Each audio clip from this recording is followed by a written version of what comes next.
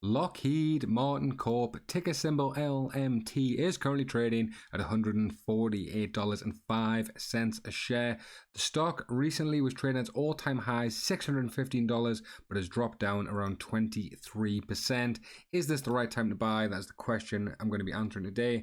What I'm going to be doing is looking at my automated stock evaluation spreadsheet, looking at Lockheed's company financials, and then seeing if there's a buy or a sell using the discounted free cash flow model, comparable company model, dividend discount model, and the Ben Graham formula for intrinsic value.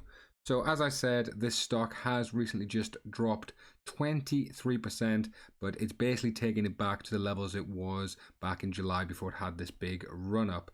We go over the last 5 years, this stock has had quite a lot of ups and downs, was trading under 300 in the pandemic and has increased about 60% in that time. Now, one of the reasons people like the stock is it has quite a low PE, about 17, but a massive 2.82 dividend yield, which we will talk about in a few seconds. So if I go to my sheet and type in the ticker LMT, this will load all the latest company financial data for Lockheed Martin, and we can have a deeper dive. If you're interested, check my Patreon, but we'll talk about more about that in a few minutes. So price $146, $468.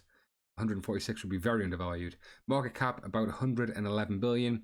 PE ratio of slightly under 17, which is a lot lower than the market average, which is just dipped under 30 for the first time in a while. 29.72, so much lower than the market average.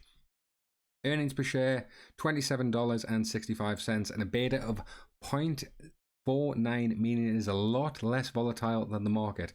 Analysts interestingly say it's a massive buy.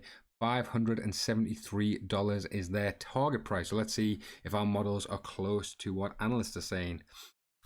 Dividend yield, as I said, 2.82%, meaning you will get paid $13.20 per share. If you're interested in getting paid this dividend, you'll get your quarterly dividend if you buy before the 2nd of March 2025. Now, is this a safe dividend? Yes, it is. They pay around $3.1 billion, which is about 46% of the net income and 64% of the free cash flow, which you can see here. So looking at revenue, is it all-time highs? Yes, it is. Trailing 12 months, $71.3 billion. All-time highs. We've got the numbers going back to 2009. Steady increases basically every single year, and Lockheed have continued to do that, so that is excellent. Are they able to generate as much profit? Profit down ever so slightly, $6.68 billion, but pretty much at the all-time high level, so that is good as well. Free cash flow, are they generating more free cash flow? Interestingly, no. $4.85 billion. Haven't seen numbers this low since 2018. Now, if we have a look at the operating cash flow versus CapEx, we can see here operating cash flow has increased over the last few years, but CapEx is up slightly, which is why this is dropping down. So overall, that's good that the operating cash flow is up. Shares outstanding, are they rewarding shareholders with buybacks? Yes, they are. They've had an aggressive buyback program, and you can see that Lockheed consistently rewards shareholders by buying back the shares. So let's have a look at the discounted free cash flow model. This is a way of valuing stocks, looking at their future free cash flows and discounting them to today's value. What we will do here is, it's currently $950 a share, massive discount. Let's have a deeper look and see if we agree. So initially, we're looking at the revenue numbers. We're expecting about 72.5 and 73.7 in the coming years. This is a very small revenue growth rate, so that seems pretty reasonable, but are analysts agreeing with us? I would say so. Minimal increases, so I think that's overall pretty good. I won't change these. In fact, it might be a little bit more bullish, so we'll do about 2.3%. That brings us to $974. Next, we'll look. Oh, there you go. That's why I haven't overridden this number here. That's why we have the manual overrides it. $511. That's a lot more closer to average. So the net income margins are about 9%. I think this is a fair number to take. So 515. And then net income to free cash flow, I think 2021 is skewing the numbers a bit too much. So if we bring this up to 97%, $600 a share.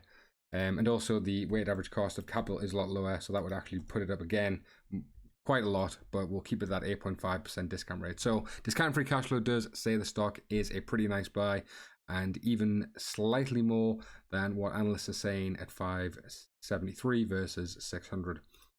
Dividend discount model. Let's have a quick look at this. So the current, so they're increasing about 7%. If we increase the expected growth rate to about 3.5%, that would make it a buy. And you can see Lockheed consistently increases. Sorry, let me just make this full screen. You can see Lockheed consistently increases the dividend above that amount there. Ben Graham formula for intrinsic value. I don't think this will like the stock because of the lower growth. Yeah, so 4% is what analysts are expecting. $229 a share. So this doesn't think it's a buy, but everything else is liking it so far.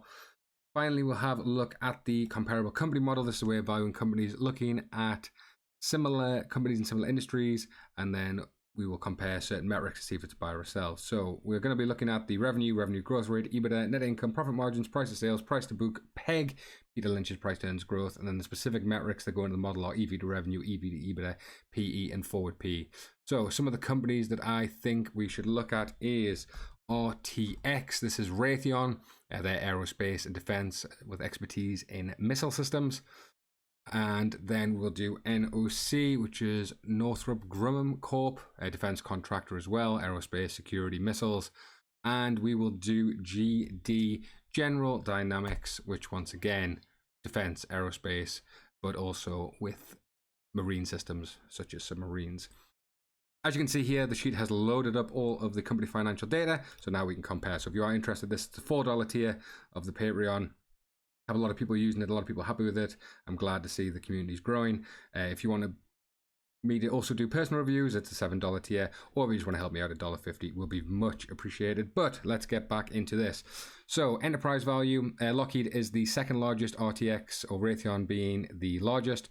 Revenue, second largest. Revenue growth rate, second lowest, 4.3. Raytheon a lot higher with 14%. EBITDA, second highest. Most profitable, there you go, highest margins, 9.36%, so that is looking pretty good. Price to sales, now the market average is 3, but we need to look at the competitors. You can see all of these are well below 3, but Lockheed is almost the lowest, only GD is slightly lower. Price to book a lot higher, interesting enough, unlike all of the competitors. Market average is 5.11. And we can see here that Lockheed is a lot higher. PEG, Peter Lynch's price to earnings growth, interestingly again, a lot higher, 3.83. All these are under 1, which would be undervalued as per that model. So here, EV to revenue, EV to EBITDA, PE and forward PE, second lowest EV to revenue, lowest EV to EBITDA, lowest PE, and they're all pretty close, but sort of joint second in the forward PE, and overall puts it at a buy at $584 a share, which is interestingly just above what the analysts were saying at 573. Pretty close to what the discount free cash flow model would say, pretty close to what the dividend discount model would say. And if we were to look over the last year, they were trading at about that a while ago. So it does look like a good buying opportunity with this recent 20% decline. Right, guys, thanks for watching. Please give a like on the video if you enjoy it. Subscribe, or if you well, easy for me to say. Give a like on the video if you enjoy it. Subscribe if not already. And I'll catch you guys next time.